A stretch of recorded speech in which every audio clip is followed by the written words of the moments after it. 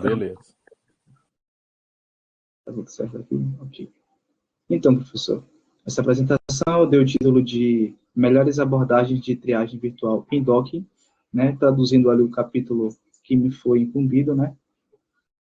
E essa apresentação ela conta com uma introdução, né? Eu vou falar um pouco sobre virtual screening, sobre as melhores práticas para docking, sobre flexibilidade das proteínas, vou falar também sobre a descoberta de novos fármacos através de fragmentos, e vou falar também sobre minhas considerações finais a respeito do capítulo. Então, para começar, uma introdução. A gente sabe que os métodos em sílico, eles são uma porta muito importante, né? Uma ferramenta muito importante para se promover a seleção de compostos bioativos de uma forma mais eficiente, né? Tanto em questão econômica, quanto em questão também do tempo. A gente sabe que dentro do planejamento e desenvolvimento de fármacos, a seleção de compostos pode levar de 10 a 15 anos. Então, ter nas mãos a capacidade de poder selecionar tanto pelos filtros ADMET que a gente usa, quanto pelo também aos métodos que a gente vai discutir aqui nessa apresentação, são questões que ajudam bastante os métodos em sílico a ser uma luz assim para o futuro, como uma porta que já é usada, né, na verdade, uma ferramenta que já é usada durante muitos anos, mas que tem se desenvolvido cada vez mais e possivelmente no futuro vai ser um dos maiores fatores aí para o desenvolvimento de fármacos, né? Ele é limitado hoje, sobretudo na questão do docking, em relação à rigidez, né, das moléculas, que eu vou falar um pouco mais no decorrer dessa apresentação, e também sobre a questão de que nem sempre uma interação molecular, né, um alto nível de interações moleculares vai representar uma afinidade ou inibição da proteína. Isso aí é uma questão, né, que realmente é um limitante do método. E das perspectivas, né, é esperado que novas metodologias do ramo em sílico surjam para poder superar essas limitações. Falar um pouco sobre virtual screening. Dentro do capítulo, o virtual screening ele é trazido bastante, né, como essa ferramenta tão vital para poder se selecionar compostos. Mas para se poder selecionar compostos bioativos, é necessário que dentro... Acho que eu escolhi a figura errada aqui nessa apresentação. Aqui eu coloquei o funil. Porém, se a gente tem um funil e a gente não tem diversos filtros aqui para poder mostrar, seria melhor, porque os filtros, o que eles vão fazer? Os filtros, eles vão garantir que durante esse percurso, né, nesse funil, compostos sejam separados. Então, o que acontece? O virtual screening, ele é um processo que vai ter como coração a capacidade de separar compostos com pouca probabilidade de serem ativos de compostos com alta probabilidade de serem ativos. É o que acontece, por exemplo, quando a gente utiliza uma Rule of Five, Lipinski, que a gente vai usar critérios para poder separar compostos que têm uma boa capacidade de se tornarem, né, biodisponíveis ou que tenham baixa probabilidade de se tornarem biodisponíveis. A gente também pode utilizar a semelhança química com compostos que já são utilizados, né, dentro do mercado. Então, esses filtros aí já começam a selecionar os compostos. O docking, ele surge dentro do virtual screening com uma possibilidade muito boa de fazer o quê? O docking, ele vai configurar, né, ele vai analisar a interação desses compostos, desses suspeitos compostos bioativos, dentro dessas cavidades, dentro desses sítios, para poder entender se esses compostos têm a capacidade ou não de interagir com a macromolécula. Isso pode ser feito através de dois métodos, né, dominantes, que é o SBDD e o LBDD. Dentro do SBDD, nós temos que o foco vai ser no sítio, ou seja, o foco vai ser na macromolécula. Buscar pela macromolécula, que é importante para a ação daquela doença, encontrar uma proteína que seja importante, né, para o funcionamento da patologia. Assim, a inibição dessa proteína levaria também o desarme, né, do processo patológico. Então, o SBDD ele vai se focar na proteína, vai estudar os resíduos dessa proteína e, em cima disso, vai procurar por compostos que sejam capazes de interagir com eles. Já o LBDD ele segue uma linha diferente. Ele busca compostos bioativos através de compostos já existentes. Então, é uma metodologia baseada nos ligandos já existentes. Falando um pouco mais sobre o Virtual Screening, dentro dos métodos em sílico, o processo de validação ele é muito importante, porque sem os métodos de validação, os resultados eles não têm robustez, eles não têm confiabilidade. Então, por isso, dentro do workflow, né, do fluxo de trabalho de Virtual Screening, essa triagem virtual, primeiro é feito, idealmente, uma seleção dos programas de docking para ver qual deles tem a melhor capacidade de separar compostos ativos de compostos inativos. Isso já imaginando que a gente tenha feito, né, uma seleção como a de Lipinski anteriormente, que já vai selecionar aqueles que têm maiores características de transpassar as membranas biológicas. Então, já vindo com essas moléculas com essa capacidade, já tendo isso em mente, agora é necessário escolher qual programa ele vai ter maior capacidade de distinguir o que é um positivo de um falso positivo e um ativo de um inativo.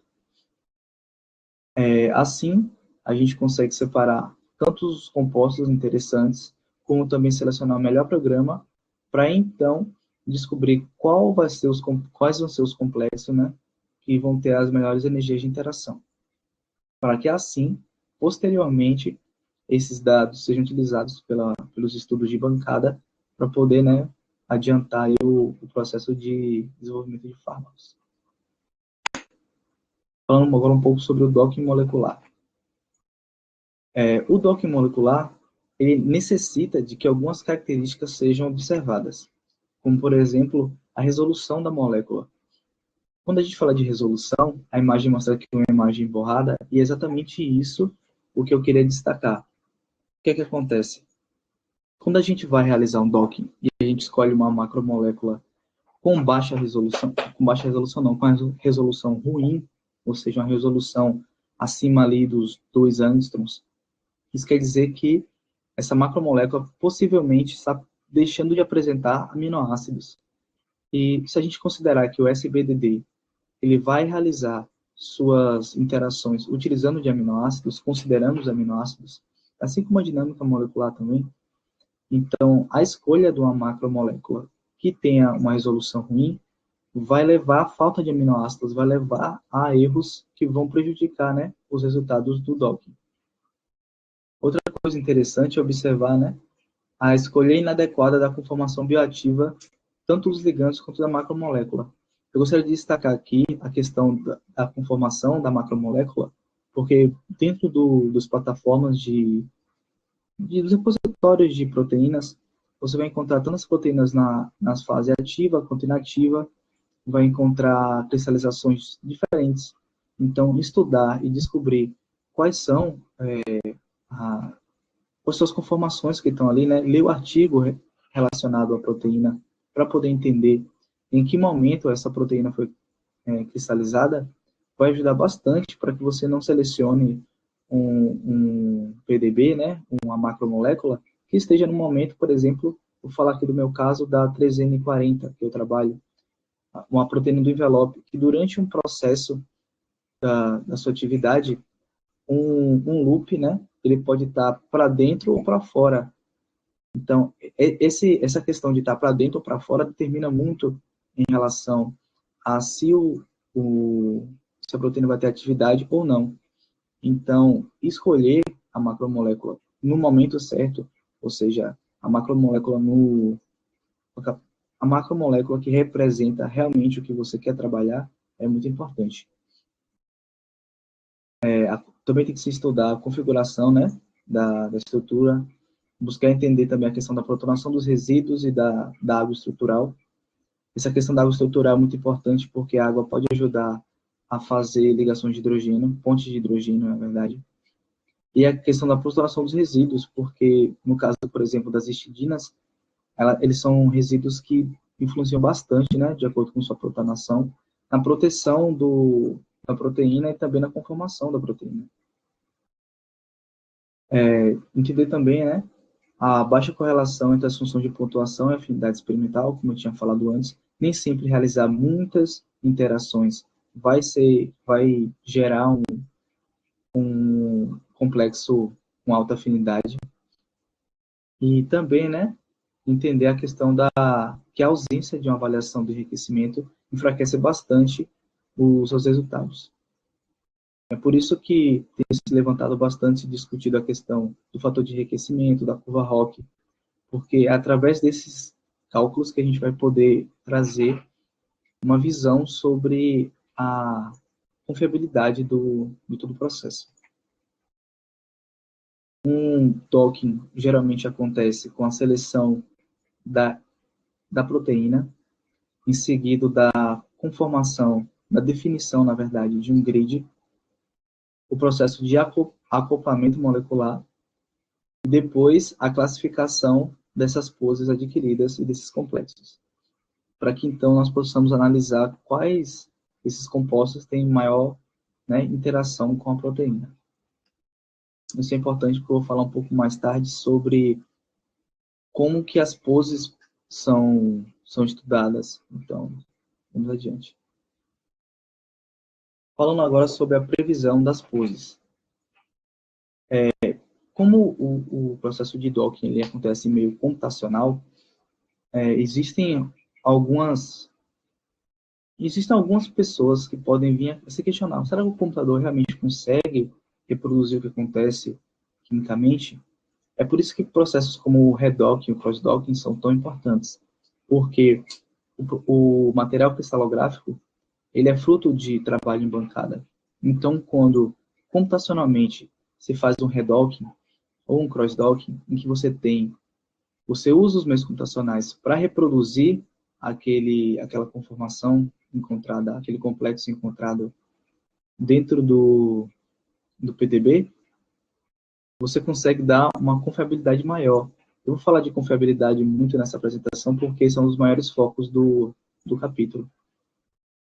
Você consegue mostrar que o meio computacional ele é capaz, sim, de gerar dados que se relacionam, né, e são mais próximos da realidade. Isso é obtido através desse RMSD. Ele vai analisar o quão próximo, né, a pose obtida pelo meio computacional está da estrutura cristalográfica. Então, como eu falei, os métodos de validação, eles são extremamente vitais, né, para se trazer os métodos de virtual screening baseado em docking. Então, o que acontece? A utilização dos decoys é muito interessante, porque, como eu tinha mostrado lá a parte do virtual screening, um dos processos, né, das etapas iniciais, é decidir qual programa de docking é mais adequado. Isso vai acontecer mostrando qual programa de docking ele consegue diferenciar ativos de inativos.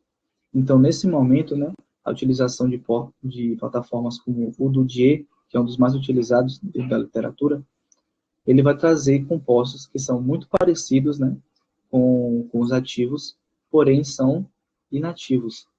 Isso vai acontecer através de uma análise que a plataforma faz para que não sejam escolhidas moléculas aleatórias, porque se fossem escolhidas moléculas aleatórias, muitas possivelmente não conseguiriam, né, interagir com a proteína, então não seria interessante.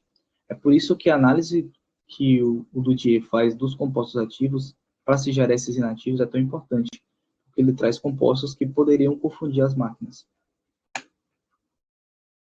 Através da utilização dos decoys, né, que a gente obtém lá no Dudier, é possível se obter a curva ROC. A curva ROC é uma representação estatística, né, matemática, que vai mostrar para a gente o quanto que os compostos ativos eles estão presentes ali dentro eles estão presentes dentro da análise.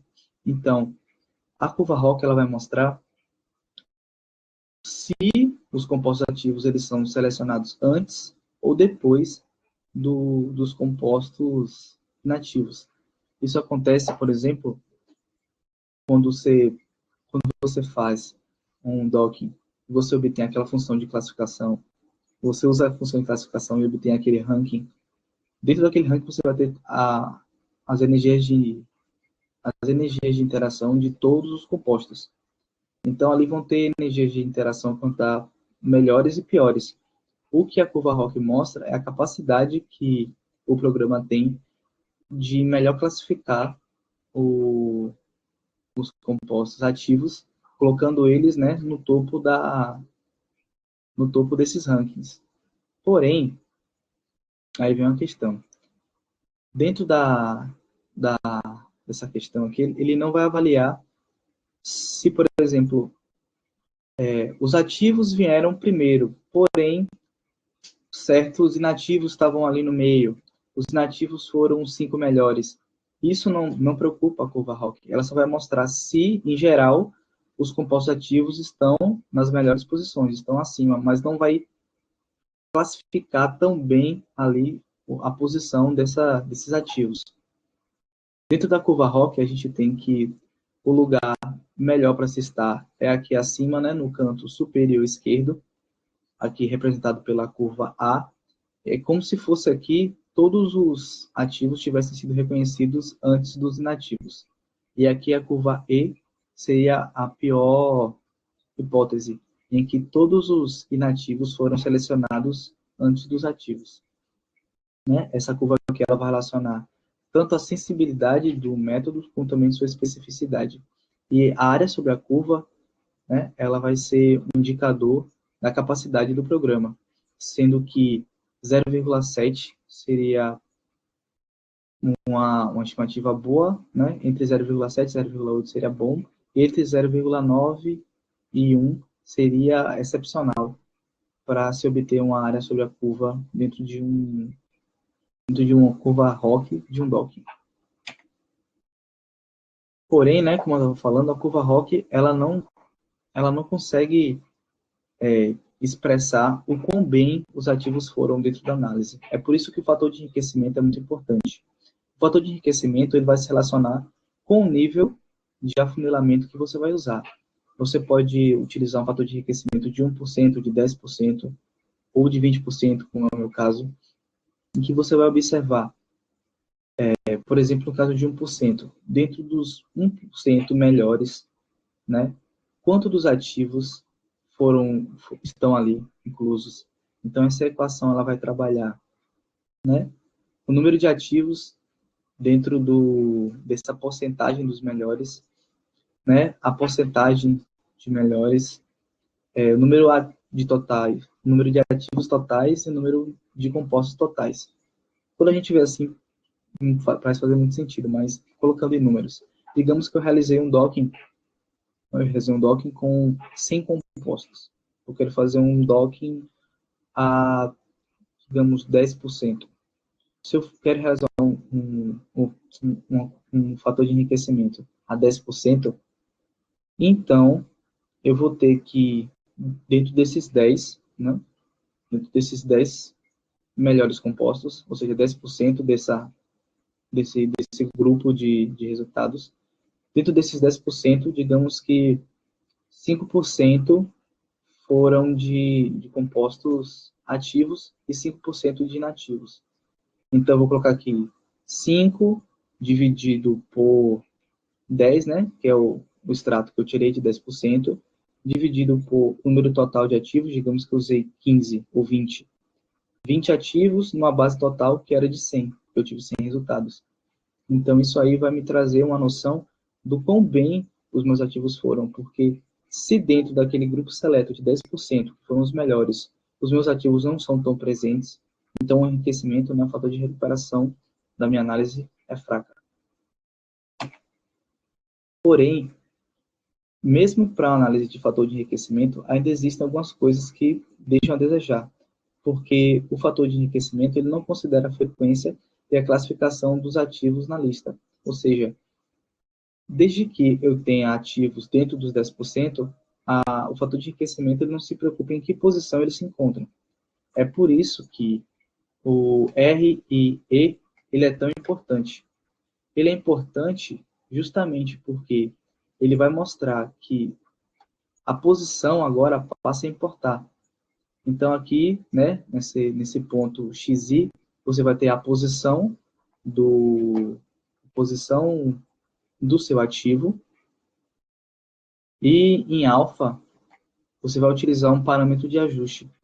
Assim você vai conseguir relacionar a posição do ativo dentro desse ranking para poder gerar um dado que mostre o quão bem realmente os ativos foram dentro da sua análise. Isso é muito positivo para a análise de docking, para um virtual screening, justamente porque você vai conseguir mostrar que o seu programa de docking, que a sua análise, que o seu método, ele consegue muito bem classificar bem aqueles que são ativos. Então, a só água aqui, eu fui.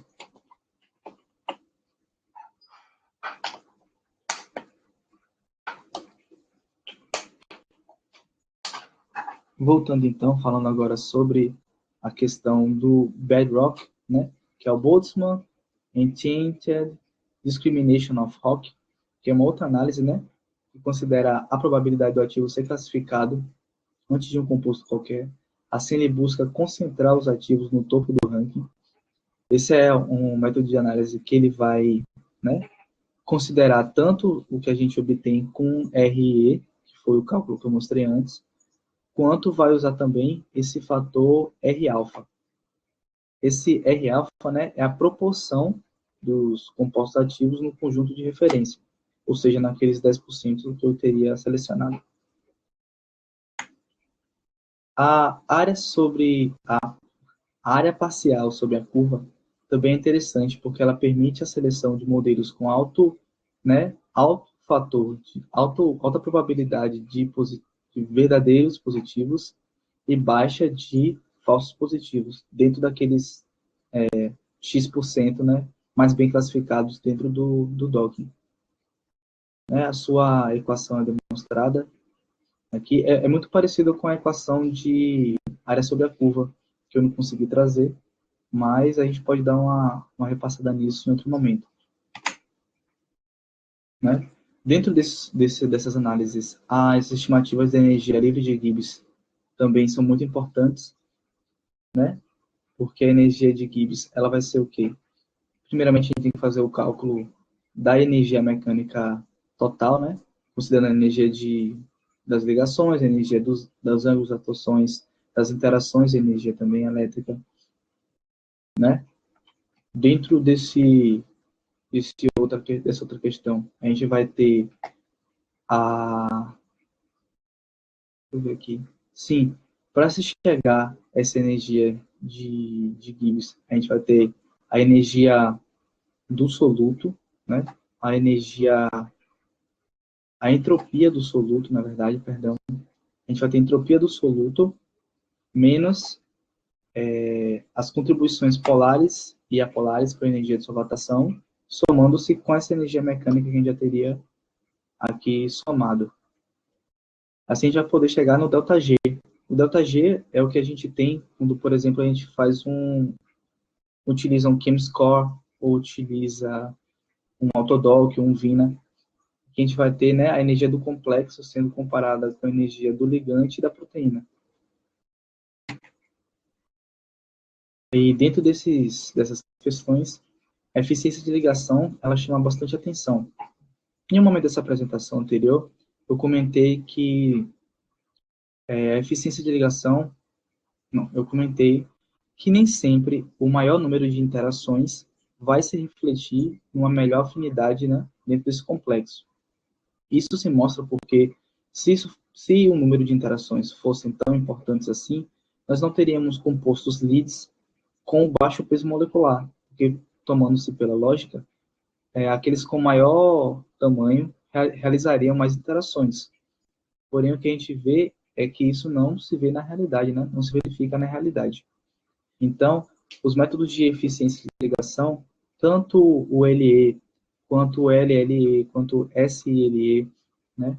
Que são métodos que são amplamente utilizados aqui no grupo de pesquisa, eles vêm com o intuito de diminuir a disparidade causada, né, pelo tamanho das moléculas e passa a considerar melhor, né, a capacidade de interação por cada átomo, por cada grupo ali presente no ligante. Como a gente tem feito muitas análises, assim, realizado análises no Gold, no Autodoc, Uma das questões desse capítulo que eu achei muito interessante é a questão de consenso de scores. Como existem várias funções de pontuação diferentes, uma das que eu achei mais simples foi, né, realizar o consenso através da média, né, dessas funções de pontuação. Isso levaria a uma ideia mais próxima ali do que se verifica na realidade. Visto que existem muitas funções de classificação, podem ser as baseadas em conhecimento, né, as empíricas ou as baseadas em campos de força, que vão se basear mais na questão físico-química mesmo dos compostos. Dentro da área em sílico, como eu estava comentando, existem muitas questões promissoras, como, por exemplo, o Machine Learning. O Machine Learning, ele aparece como uma maneira de melhorar, né, essas funções de classificação, criar funções de classificação mais específicas que transite tanto entre o método empírico, quanto o baseado em conhecimento, quanto os outros. Por quê? E assim criando outros também. Porque assim você conseguiria mimetizar de uma forma mais sincera, né, e mais verídica o que acontece na realidade. Então aí o machine learning ele surge como uma questão muito interessante para o uso aí dos métodos em sílico, porque ele consegue realmente criar funções de classificação mais específicas. A flexibilidade da proteína é uma questão muito importante, muito discutida quando a gente fala sobre docking. Isso porque nós sabemos que as proteínas, naturalmente, elas têm seus movimentos. Elas, sobretudo ali nas alças, né, elas fazem movimentos importantes, rotações, que mudam sua conformação, que influenciam, inclusive, lá na seleção, como eu estava comentando, na seleção das estruturas cristalográficas. Por que existem estruturas cristalográficas tão diferentes? É justamente porque essas proteínas têm a capacidade de estar se movendo. E dentro de um docking, em geral, nós utilizamos o método de rigidez da proteína. Isso limita as análises de uma forma que nós não podemos observar, por exemplo, a questão do ajuste induzido, né? Que acontece quando um ligante ele interage com o resíduo e assim ele altera a conformação da proteína. É por isso que tanto métodos que tentam trazer a flexibilidade das proteínas para o doping, quanto a questão da dinâmica molecular são tão interessantes assim para a seleção de compostos bioativos. A questão da flexibilidade das proteínas, considerando o docking, vai passar aí por duas estratégias diferentes. Podem ser as estratégias de input único, ou seja, se utilizando apenas de uma proteína, ou, né, a estratégia de múltiplos inputs, ou seja, a utilização de várias proteínas diferentes. Na verdade, não de proteínas diferentes, mas de várias conformações cristalográficas diferentes. Então, dentro do método de input único, nós vamos ter, né, o Soft Docking Approach, né, que é o método mais suave, que é o que faz o Gold, por exemplo, em que ele vai tentar simular ali um pouco da flexibilidade da proteína dentro da área do grid, somente na área do grid, e também, né, o Sidechain and Backbone Flexibility Approaches, que seria métodos de docking que vão simular, né, essas movimentações da sidechain, né, para poder tentar entender um pouco sobre a flexibilidade da proteína. Os métodos de input múltiplo são muito interessantes porque eles vão reunir, né, eles vão reunir várias informações diferentes, ou seja, vão se usar vários PDBs e assim fazer um consenso, né, para poder entender como é que a introdução do ligante pode afetar, né, a proteína e como é que essa proteína vai se alterar de conformação e mudar a energia de interação, trazendo, né, um resultado um pouco mais próximo da realidade. Exemplos de que trabalham com o single input é o Doctor, né? Interessante a presença do Doctor, que é um programa desenvolvido, se não me engano, por brasileiros,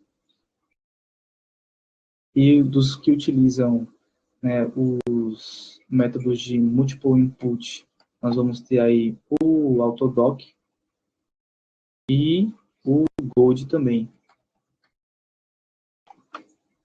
sendo eles muito interessantes também, porque eles vão fazer, né, no caso do Gold, como eu estava comentando, ele pode utilizar mais de uma conformação da proteína para poder analisar, e o Autodoc ele vai tentar entender como é que a flexibilidade acontece ali dentro da região do grid.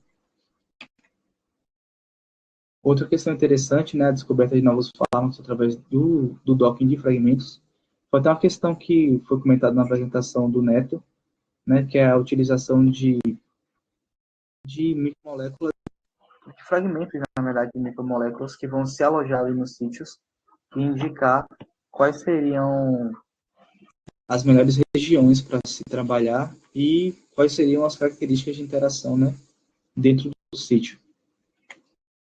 Dentro das considerações finais, eu acredito que dentro da área em sílico, esse capítulo pôde mostrar que existe muito potencial, né? Existe um potencial muito grande de se estimar, né, a presença dos compostos bioativos dentro do sítio. A geração de poses, a formação de complexos é muito interessante para se para se predizer, né, para poder selecionar compostos, evitar, né, levar para a bancada compostos que não são interessantes. Acredito que o capítulo também foi muito feliz, né, na questão das análises de validação, comentando aí sobre os cálculos e sobre as equações que são interessantes para poder determinar qual programa de docking é mais interessante. E sobre tudo isso, dentro desse capítulo foi possível se encontrar essas informações. Agradeço pela atenção de vocês. Dúvidas, sugestões, críticas,